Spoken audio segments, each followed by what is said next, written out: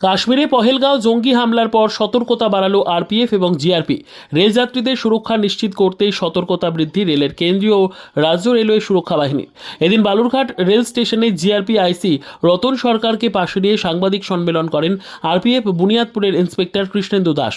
রেলের সুরক্ষা বৃদ্ধির বিষয়ে আরপিএফ ইন্সপেক্টর কৃষ্ণেন্দু দাস জানান, পহেলগাঁও ঘটনার পর যাত্রী সুরক্ষায় আমরা আরও সতর্ক রয়েছে। যে কোনো উপায়ে যাত্রী সুরক্ষা নিশ্চিত করতে হবে। এ বিষয়ে আরপিএফ এবং জিআরপি যৌথভাবে কাজ করছে। যাত্রী সুরক্ষা নিশ্চিত করার পাশাপাশি ট্রেনে মাদকদ্রব্য বহন বন্ধ করতে আমরা বদ্ধপরিকর। আপনারা সবাই জেনে থাকবেন যে পহেলগামে একটা টেরর অ্যাটাক হয়েছিল, যেটা আমাদের ভারতবর্ষের জন্য প্রচণ্ড দুঃখজনক।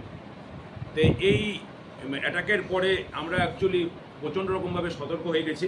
তো এই জন্য আমাদের যে আইজি কাম পিসিএসসি আছেন, মাননীয় শ্রী অসুরজ্যোতি মহাশয়, উনি বলেছেন যে যাত্রী এবং যাত্রী সুরক্ষা একদম কঠোরভাবে সুনিশ্চিত করতে হবে। তার জন্য যদি আরপিএফের প্রাণও দিতে হয়, তা প্রাণও দিতে হবে, কারণ নিবেদিত প্রাণ না হলে যাত্রী সুরক্ষা নিশ্চিত করা যাবে না। কারণ আমাদের ভারতবর্ষে রেলই হচ্ছে এমন একটা জিনিস যেখানে 80% লোক যাতায়াত করে, মধ্যবিত্ত লোকেরা। আর টেরর যারা উগ্রপন্থী, তাদের হচ্ছে একটা সফট টার্গেট দরকার।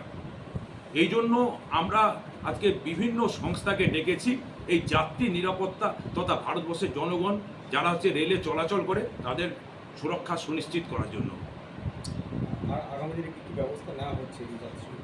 আমাদের একদম রোজ দিন এই ঘটনার পরে লাগাতার আমাদের মোটর পেট্রোলিং হচ্ছে, ফুড পেট্রোলিং হচ্ছে।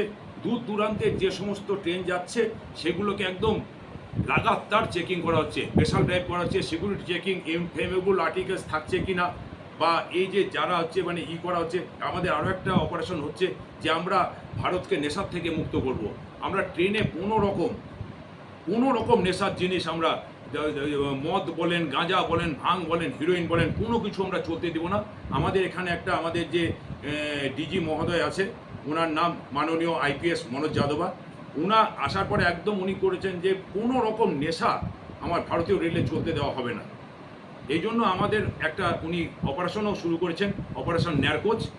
এবং এই গত মাসেই আমাদের প্রায় 50 লক্ষ টাকার উপর গাঁজা ধরা পড়েছে, ব্রাউন সুগারও ধরা পড়েছে, হিরোইনও ধরা পড়েছে। যে কোনো মূল্যে যাত্রীর সুরক্ষা সুনিশ্চিত করতেই হবে আমাদের, এটাই আমাদের হচ্ছে লক্ষ্য। আপনার শুভ নাম? আমার নাম কৃষ্ণেন্দু দাস, আমি ইন্সপেক্টর বুনিয়াদপুর। বালুরঘাট থেকে বিশেষ প্রতিবেদন, উত্তর বাংলা সংবাদ।